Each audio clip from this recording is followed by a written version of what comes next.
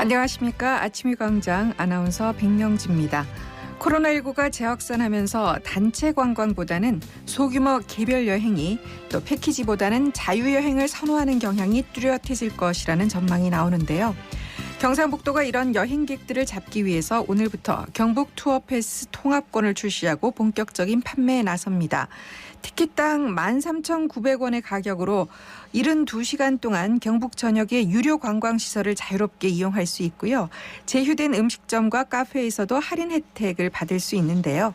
경상북도는 앞으로 이용 가능한 유료 시설과 할인 음식점을 늘리고 숙박, 교통과도 연계한 관광 상품으로 경북 투어패스를 개발해 운영할 계획입니다. 코로나19로 관광산업이 많이 침체됐죠. 여행객에겐 할인의 즐거움을, 관광업계엔 활성화의 불씨를 제공하는 경북 투어패스가 되길 바랍니다. 8월 23일 화요일에 함께하는 아침의 광장입니다. 먼저 이 시각 교통상황과 날씨 알아보겠습니다. 서유리 리포터. 네, 먼저 고속도로입니다.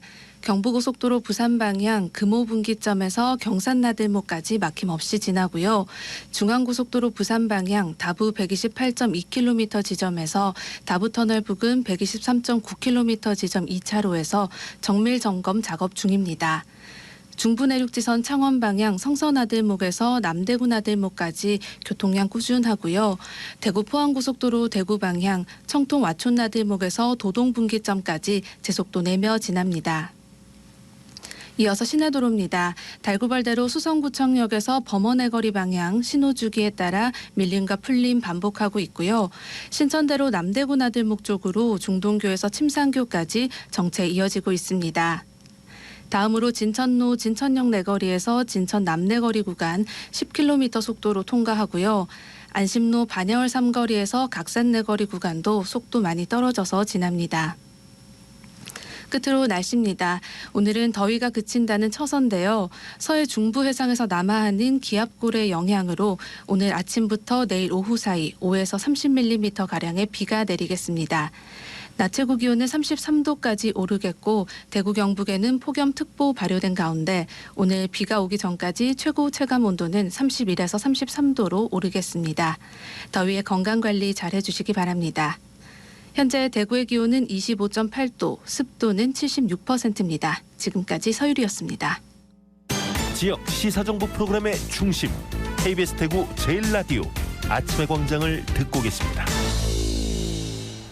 오늘 아침 지역의 주요 뉴스 살펴보겠습니다. 뉴스민 천용길 기자, 경향신문 백경열 기자 두 분과 함께합니다. 어서 오세요. 네, 안녕하십니까. 네, 첫 소식 들어보죠. 네, 주민들의 반대로 중단됐던 이 북구 대연동 이슬람 사원 공사가 1년 6개월여 만에 재개가 됐습니다. 네. 어제 오전이었습니다. 이 대연동 이슬람 사원 부지에 이 주민들이 지켜보는 가운데 인부들과 건축주들이 시멘트 포대를 반입하면서 이 본격적으로 1년 6개월 만에 이 공사에 들어갔는데요.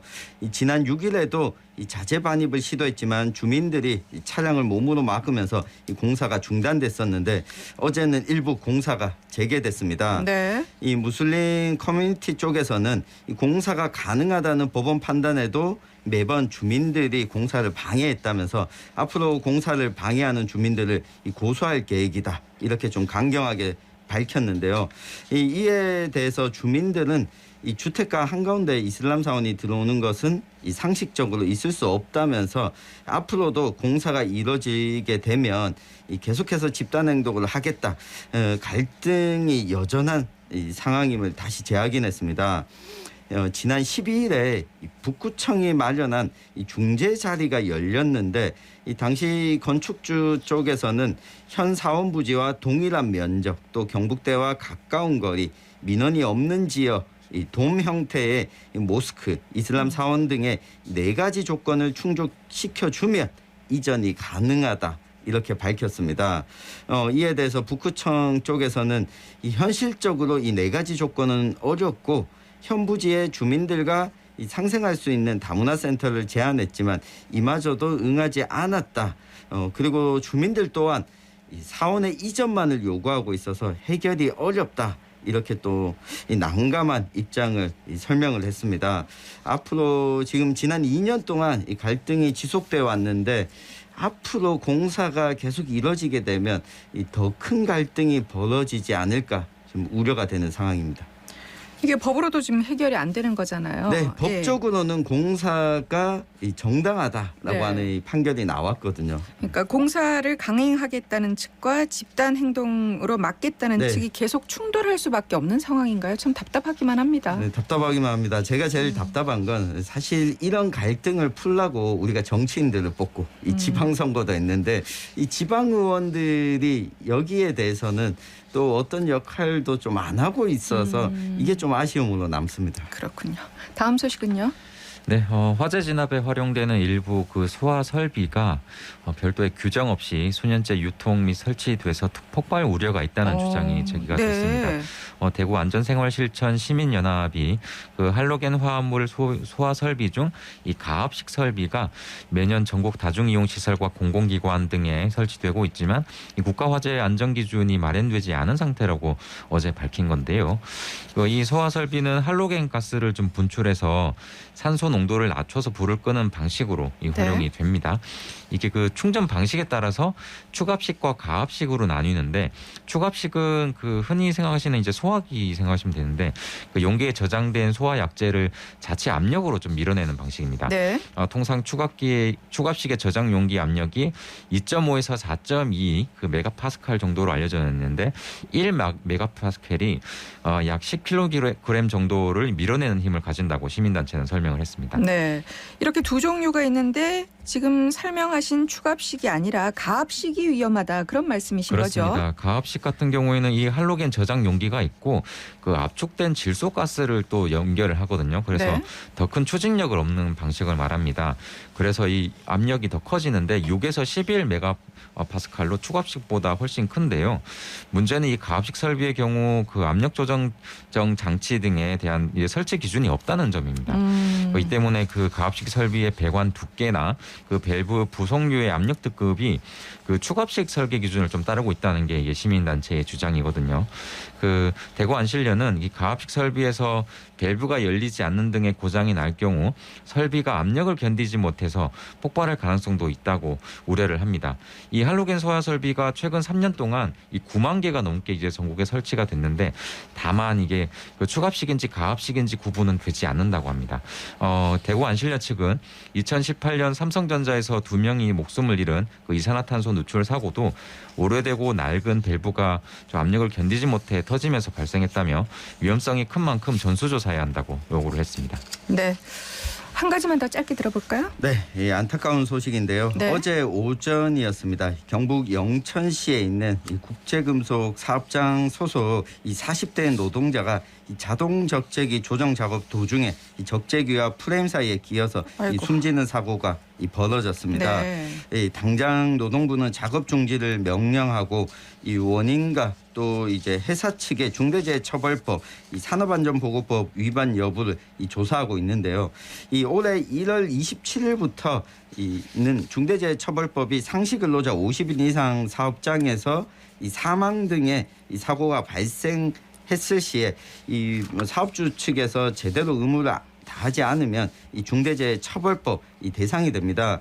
이 사업장 역시 중대재해처벌법 대상 사업장인데 이 어떤 경위에서 이런 사고가 일어났는지 이 조사를 좀 명백히 해야겠습니다. 네.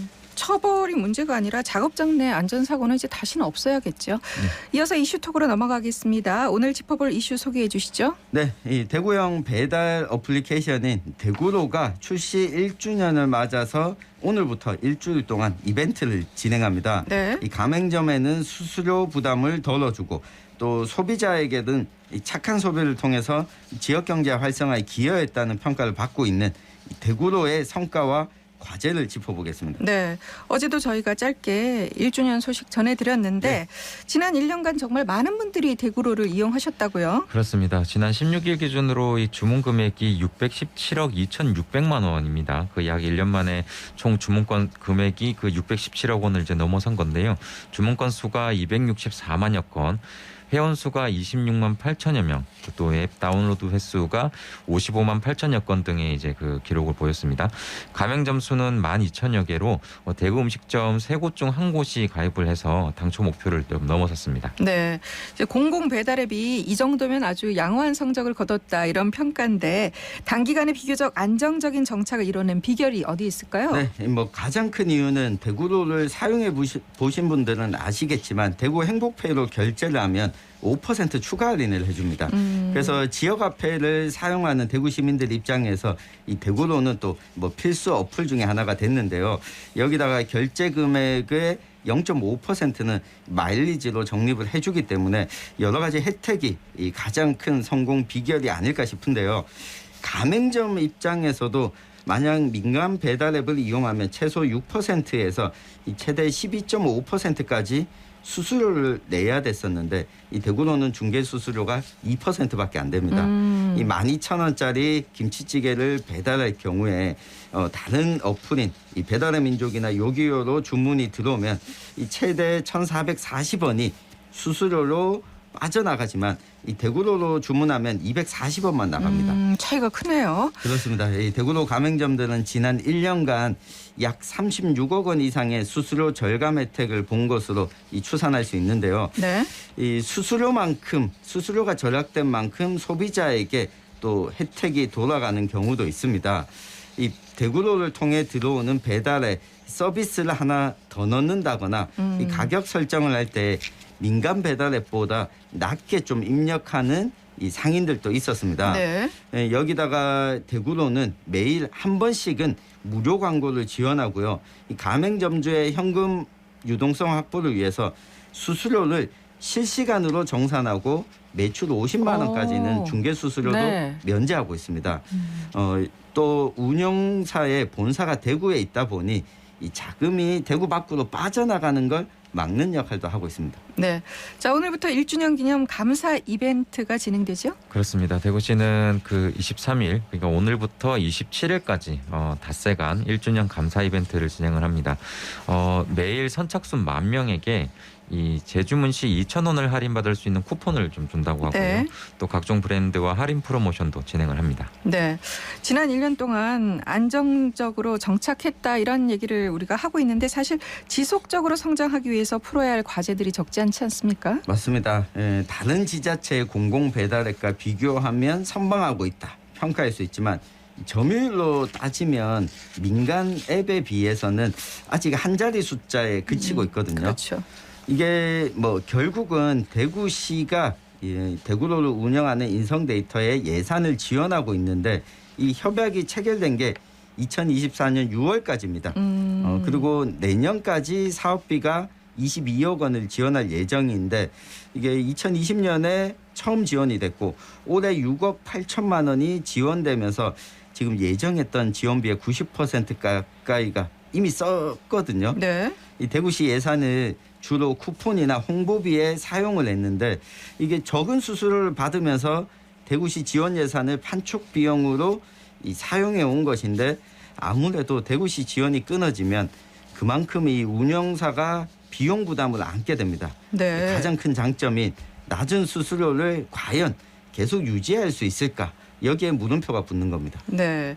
이 대구시의 지원이 끊기기 전에 타겟책을 좀 찾아야겠네요. 그렇습니다. 그 인성 데이터는 그 음식 배달을 넘어서 이제 여러 생활 편의 서비스를 좀 제공을 해서 수익원을 좀 다양하게 만드는 그런 움직임을 좀 내고 있는데요.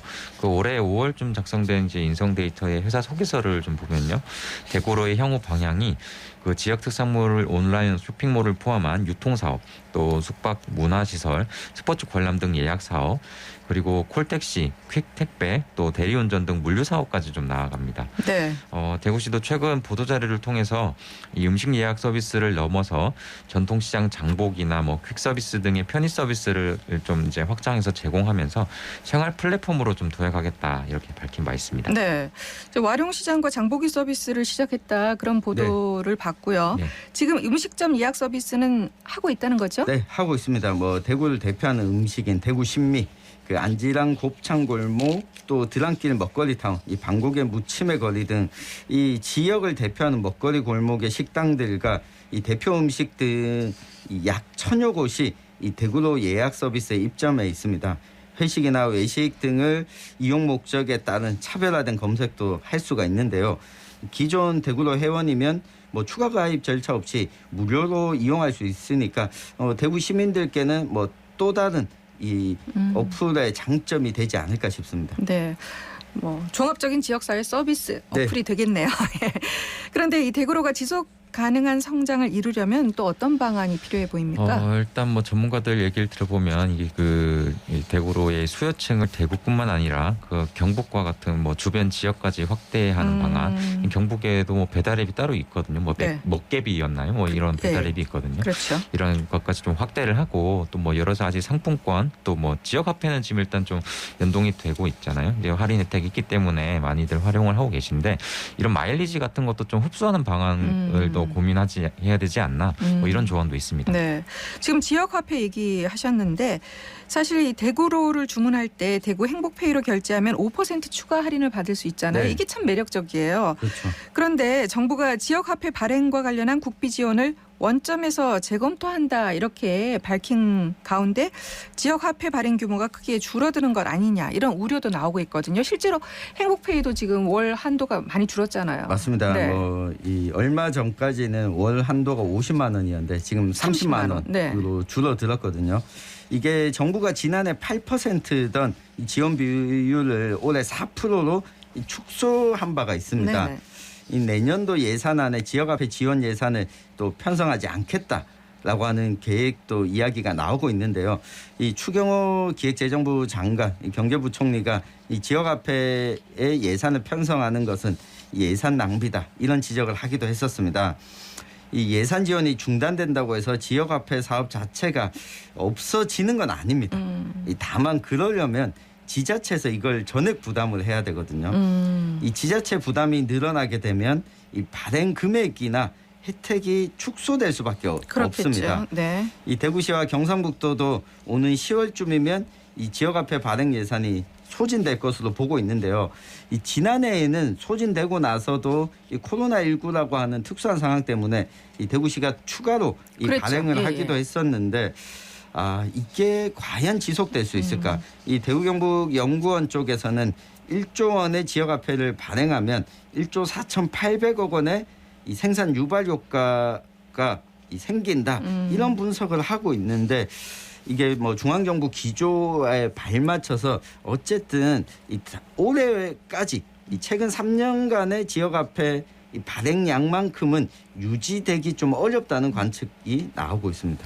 이 지역 경제에 긍정적인 효과를 가져오는 만큼 이를 잘 활용할 수 있는 방안이 좀 마련되면 좋겠어요. 그렇습니다. 이 뭐 정부 지원이 줄었다고 해서 이게 무작정 뭐 지역 화폐를 뭐 축소하거나 없앨 게 아니라 다양한 방식을 좀 고민해야 된다 뭐 이런 의견이 있거든요. 그래서 소비자들이 지역 화폐를 선호하는 만큼 지자체 스스로가 이 활성화 방안을 모색할 수 있도록 효율적인 지역 화폐 활용법을 좀 고민해야 한다는 겁니다.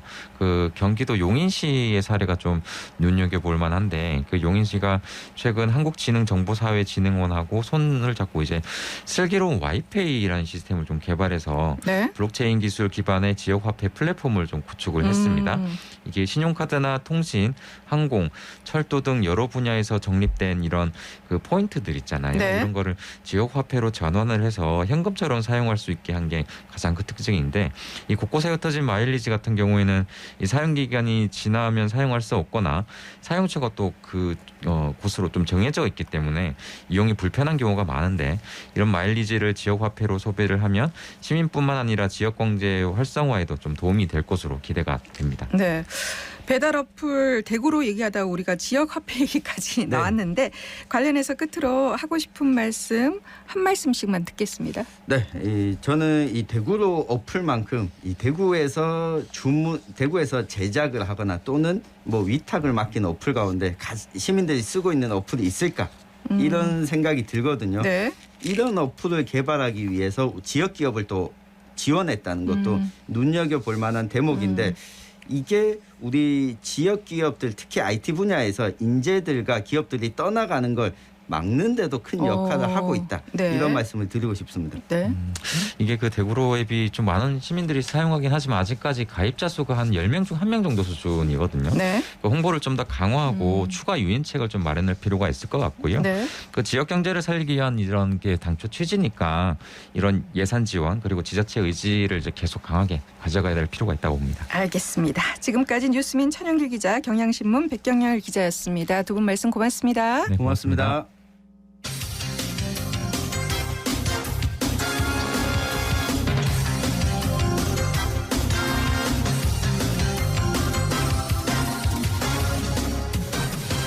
네, 아침의 광장 듣고 계시는 시각 8시 50분 막 지났습니다. 환경오염 문제가 심각해지면서 쓰레기를 올바르게 버리고 자원을 순환하는 일에 관심을 두시는 분 많으시죠? 청년들도 예의가 아닙니다. 건강하고 깨끗한 대구를 만들기 위해서 청년 자원봉사자들이 활동하고 있는데요. 관련 소식은 김현지 리포터가 전해드립니다.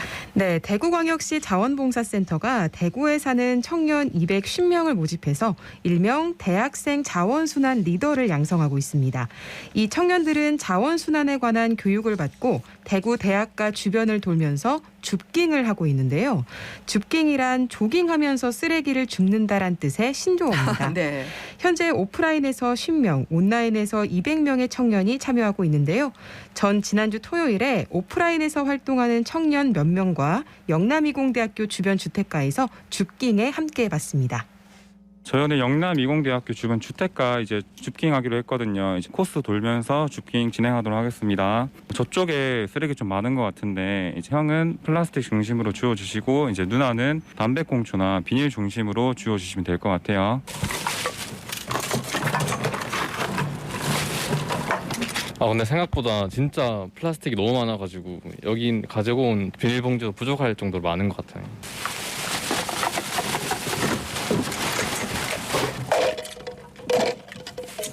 여기 담배꽁초 진짜 많은데 우리가 이거 다 주울 수 있을까? 대학생들이 담배도 피우는 사람도 많고 플라스틱도 아무래도 원룸촌이다 보니까 점점 많이 나오는 것 같아가지고 아무래도 플라스틱이랑 담배꽁초가 제일 많이 있는 것 같아요. 이렇게 버린 쓰레기들은 어떻게 분리배출이 되는 거예요, 이후에? 처음에 모였던 장소로 다시 쓰레기를 들고 가면은 기관에서 준비해 주신 마대자루에 저희가 직접 주워온 쓰레기를 분리수거를 하면서 마무리를 하고 있습니다. 줍깅할 때마다 쓰레기는 어느 정도 나와요? 각자 들고 온 비닐봉지가 그래도 가득 차거나 반절 정도 찰 정도는 항상 나오는 것 같아요. 자원봉사하는 시간은 일단 1시간 정도 정해져 있는데 경우에 따라서 조금 더 늘기도 하고 적기도 하고 그런 것 같습니다. 경북대학교 앞에 원룸가랑 술집 골목이 제일 많이 나왔던 걸로 기억합니다. 골목골목 사이사이에 다 플라스틱 비닐이 막 쌓여 있는 곳도 많았고요. 보도블록이어가지고 막 담배꽁초 엄청 끼어 있고 전체적으로 다 많았어요. 네, 이 대학가 주변에 1인 가구가 많다 보니까 그만큼 쓰레기가 많이 나오는 것 같은데 이 자원 순환 교육은 어떤 내용으로 진행됐습니까? 네, 교육은 대구녹색소비자연대에서 진행했는데요. 대한민국과 대구의 쓰레기 문제, 특별히 플라스틱 문제에 초점을 맞춘 기후위기 현황을 짚어봤고 또 올해와 내년에 개편되는 자원순환 제도도 살펴봤다고 합니다. 온라인에서 활동하는 청년들은 자신이 줍깅하기 편한 시간과 장소를 자율적으로 정해서 쓰레기를 줍고 인증 영상을 촬영해서 활동 일지까지 쓰는 과정으로 참여합니다. 이렇게 많은 학생이 지역의 쓰레기 문제를 해결하는 데 나서면서 느끼는 바가 많다는데요. 이야기 들어보시죠. 제가 한 뉴스를 봤는데 캐나다가 청정국가 순위 3, 4위에 위치해 있어요. 근데 이게 역설적으로 온난화 속도로는 1위를 하고 있다고 하더라고요. 그걸 보고 온난화가 정말 심각해지고 있구나. 캐나다의 북극이나 여러 국립공원이 있는데도 온난화 속도가 1위면은 좀 많이 심각하겠구나를 느껴서 이제 이런 캠페인에 적극적으로 참여하게 되었습니다. 자취를 많이 하니까 학생들이 주택이 많이 모여 있고 하니까 거리가 좀 으슥한 거리가 많아요. 사람들이 보는 데서보다는 아무래도 안 보는 데서 양심의 가책 좀 덜 느끼고 쓰레기를 좀 더 많이 버리는 경향이 있는 것 같거든요. 그런 것들 때문에 이제 으슥한 거리에 가보면 쓰레기가 정말 많이 있다는 걸 알게 됐어요. 캠페인하기 전에 교육도 받고 했는데 이제 플라스틱들이 일반 플라스틱하고 뭐 그런 것들을 분리해서 배출해야 된다 아니면은 뭐 미세 플라스틱이 심각하다라는 거를 제대로 인지를 못했었는데 이제 실제로 현장에 나가면서 이런 거를 분리 배출해보고 다 수거해보니까 쉽게 할 수 있는 건데 왜 못했지라는 생각이 들더라고요. 저희가 직접적으로 줍는 건 정말 눈에 보이는 것뿐이고 그것만으로도 많이 개선이 되는 것 같다고 생각을 하지만 저희 손이 아니고 업체나 이런 게 필요한 그 부분도 보여가지고 한계가 있다고 생각을 해요. 저희가 뭐 보도블럭에 낀 담배꽁초나 이런 거 절대 하나하나 못 줍겠거든요. 너무 많고 시작하면 진짜 하루 종일 걸릴 것 같아가지고 그래서 국가의 지원이라면 뭐 업체를 불러서 이거를 뭐 어떻게 하든지 방안을 제시를 하든지 그런 측면의 개입이 필요할 것 같습니다. 네, 대구광역시 자원봉사센터는 향후 환경 관련 자원봉사를 추가로 계획하고 있다는데요. 관련 내용 대구광역시 자원봉사센터 권기현 주임에게 들어봤습니다. 국가적으로 또 대두되고 있는 문제가 환경 문제잖아요. 그래서 저희도 이 자원봉사 분야 중에서 환경 문제가 좀 중요하다라고 생각해서 이 줍깅 자원봉사 활동을 지금 실시하게 되었고, 그리고 아무래도 이 줍깅 활동을 하면서 이제 학생들이나 시민분들이 이 활동에 참여하면서 대구라든지 대한민국이 얼만큼 지금 환경 문제의 심각성을 좀 피부로 와닿을 수 있게끔 그걸 체험하기 위해서 그런 취지로 지금 활동을 전개하고 있습니다. 이 활동은 8월 말까지 진행되는 걸로 지금 준비를 하고 있고요. 그리고 9월 초중순경에 저희가 대구시 자원순환과랑 같이 공동 주관을 하고 있는데, 대구에 있는 자원순환 시설 3군데 정도를 견학을 해보고 자원순환과 관계자분들을 모셔서 실제로 이 대구에서 지금 자원순환에 어떤 문제점들이 있는지 학생들이 생각하는 부분들과 그리고 또 관계자분들이 생각하는 부분들을 이렇게 토크쇼 형식으로 이렇게 진행을 하면서 그런 부분들 좀 소통하는 자리를 만들려고 계획하고 있습니다. 지금 진행되고 있는 이 자원순환 실천 활동이 대학생들의 초점이 맞춰져 있다면 대구에 여러 가지 기업들이 있거든요. 그래서 지금 기업들 사이에서도 ESG라는 주제가 되게 핫한데, 그 ESG 중에서 환경적인 부분에 초점을 맞춰서 기업 단위들로 환경을 살리는 그런 자원봉사를 좀 기획하고 있습니다. 네, 우리 지역 청년들의 자원순환 활동 응원하겠습니다. 김현지 리포터 잘 들었습니다. 네, 고맙습니다. 네, 오늘 처서지만 후텁지근한 가운데 비 소식이 있습니다. 낮 기온이 26도에서 34도 분포로 어제보다 1도가량 높을 예정인데요. 오늘이 지나고 나면 기온이 좀 떨어진다고 합니다. 8월 23일 화요일에 전해드린 아침의 광장 마치겠습니다. 함께해 주신 여러분 고맙습니다. 안녕히 계십시오.